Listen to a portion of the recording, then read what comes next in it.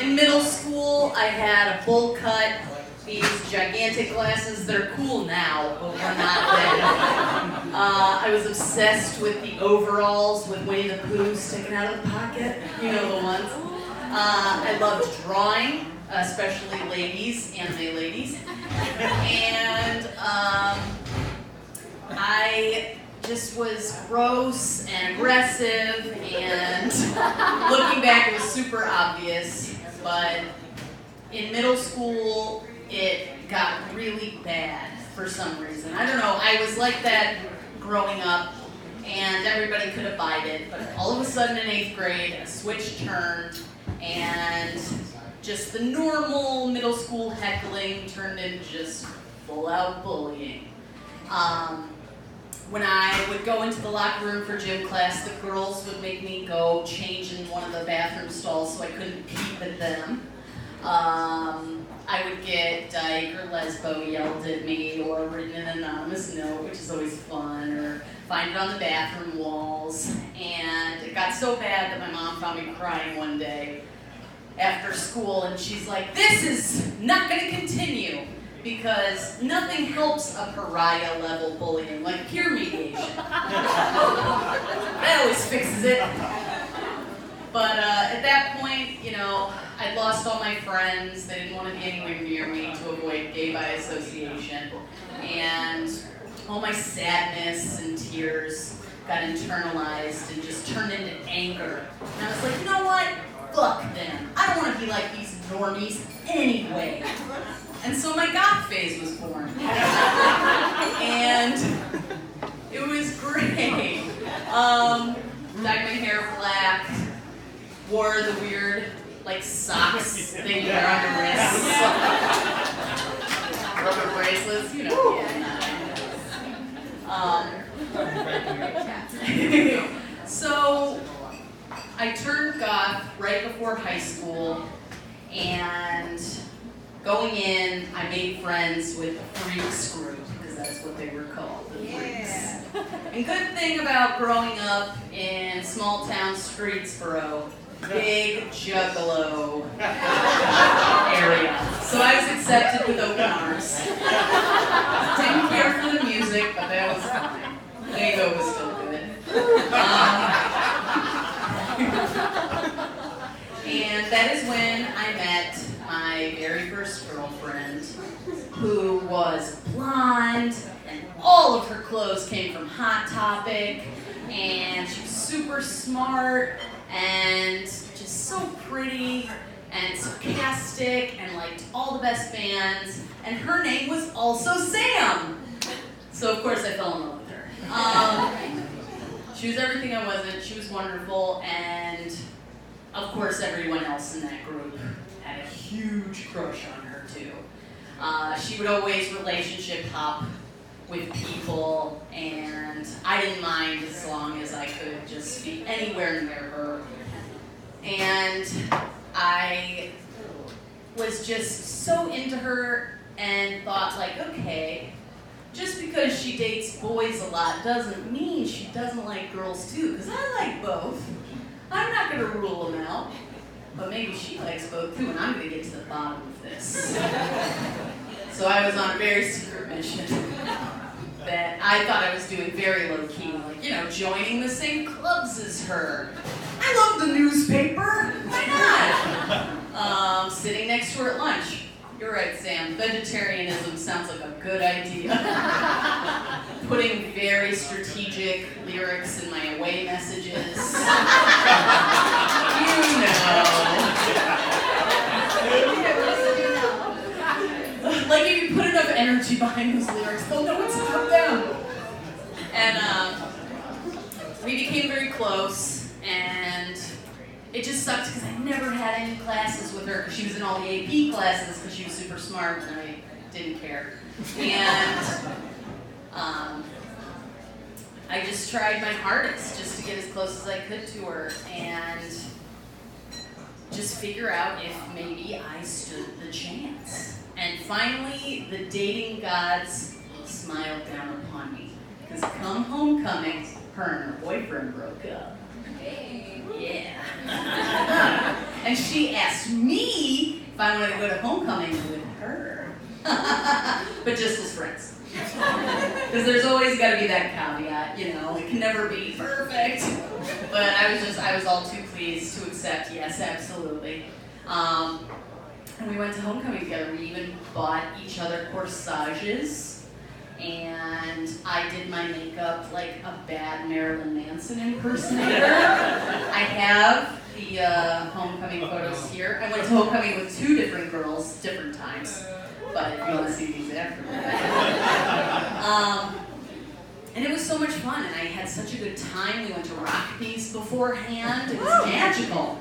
But the most amazing part of the whole thing was we had a slow dance together. But of course, it wasn't like the close swaying that couples do. It was like the thing that girls do when they're not serious dancing with another friend. Like a lot of arms and twirling, you know, like Romeo and Michelle's high school reunion kind of dancing. But it was still so exciting that she wanted to dance with me to a slow song, and I'm like, I can take this long road Jane Eyre stuff, sure. I'll court you until you're ready. But I wanted to kiss her so bad that night, and I didn't make a move. I was too nervous and afraid, and just all the thoughts of like, I don't want her to get bullied like I was bullied and all that stuff. And so I chickened out, because it's like, when you're that age, it just feels so much safer to be close to someone still and be their friend and have that hope that maybe one day it could happen, instead of just that fresh hell of rejection when they're just like, no, absolutely not, you'll never come near me again. Which I had plenty of.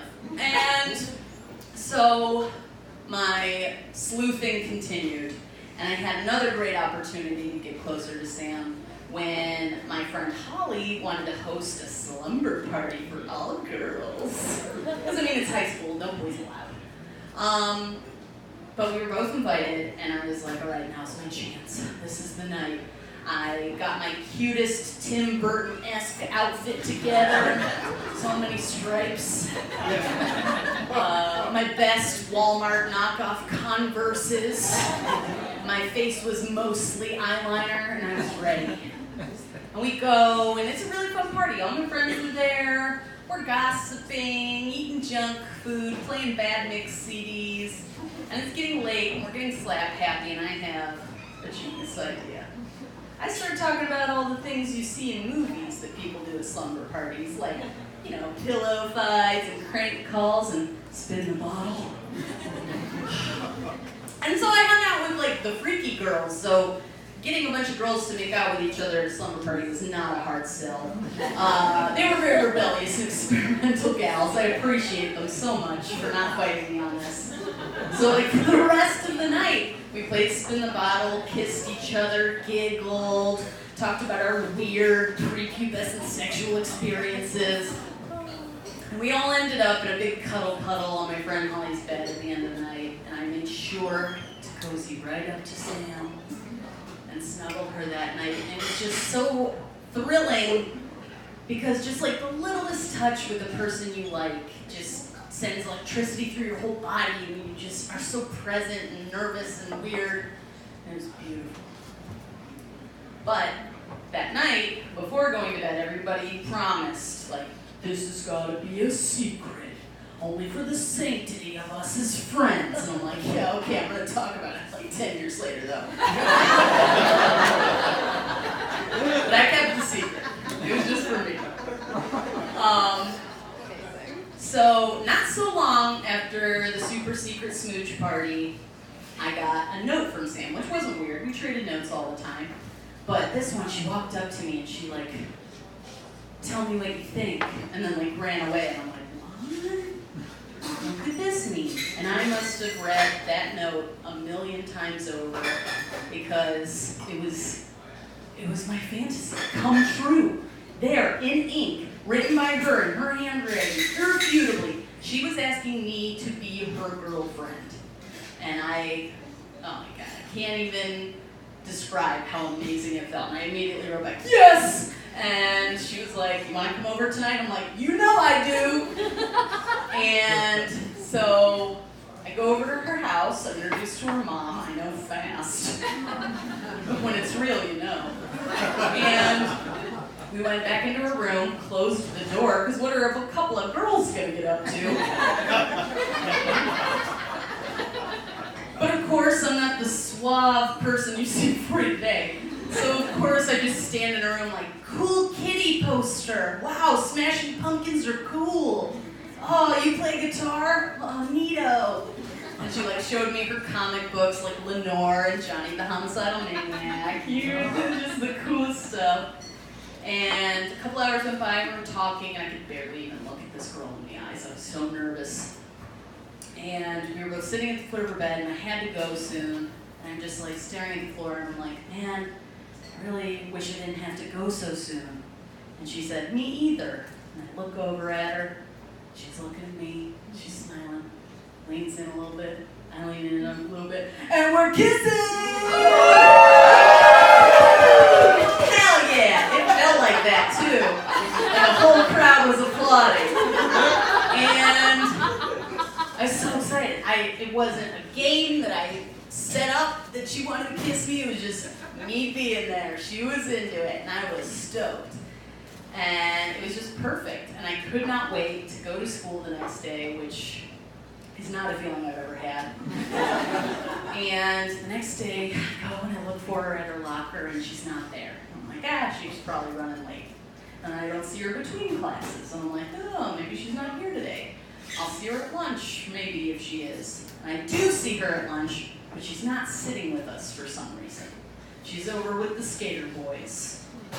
And I'm like, okay. So I write her a note, and take it over, and she like weirdly accepts it. And I'm like, okay, everything's fine. And then after school, I tried to call her, and her mom said that she's doing homework and would call me back, which she didn't. And I logged on to AIM. She was not online. And the pure dread set in. And I just kept thinking like, oh geez, I'm a terrible kisser. The practicing didn't take. And just like worried that it was just an experiment for her, like just to see if she liked it, or that I wasn't cool enough or interesting or pretty, or all the things that just fill you up when someone you love pulls away. Just all those insecurities just put in such stark contrast when you're so excited and you think it's finally happening, and then all of a sudden it disappears. And so the next day I thought, okay, maybe it'll be different. It wasn't. And days go by just with this pit in my stomach, just the knowing, but not having it be confirmed, just waiting and hoping. And finally Friday comes along, and she comes up to me, and I'm like, oh, she's coming to talk to me. Maybe she's gonna apologize. But she comes up to me and she says those 4 terrible words, we're better as friends. She apologized and walked away, and I was just completely shattered. Because it was like I was so excited to have a girlfriend and just have that part of me just be out there and be okay. And yeah, I was afraid to hold her hand in public, and I didn't know if I could tell people, and all of that scary stuff that you are in high school. And it just, the knife got twisted even more because she immediately, like that day, started dating the most mediocre boy named Kyle. Oh, I hated Kyle. I was so mad. But I didn't give up. I was like, maybe she was scared. Maybe she didn't want to embrace that part of herself yet. Maybe, she needs a little, maybe needs a hand. So I would hang out with her and Kyle together, which was torture. And one day we were alone at his house, and I was like, oh, you guys ever heard of the thing called threesomes? Because in my dumb teen brain, I'm like, at least I'll get to be with her. Kyle's whatever, but she'll be there, and that'll be great. And thankfully, his dad came home before anything happened. Still have not had a threesome to this day, and I don't know if I can handle it, but it was just, I was willing just to to get close to her, to stay near her, because I was so infatuated with her. And we remained friends the entirety of our tenure in high school, and it got a little better once I shacked up with my own mediocre boyfriend. But the whole time we were friends, it was just always so painful because even the years I dated this boy, none of the feelings I ever had for him, none of the small moments with him were ever as monumental to me as just sitting at the foot of her bed and kissing the girl that I had